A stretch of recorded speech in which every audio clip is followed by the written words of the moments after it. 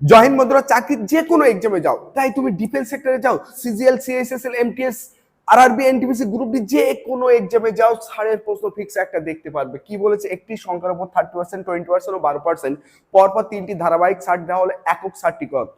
এই প্রশ্ন সলভ করতে মাত্র 5 সেকেন্ড টাইম লাগবে। কিভাবে?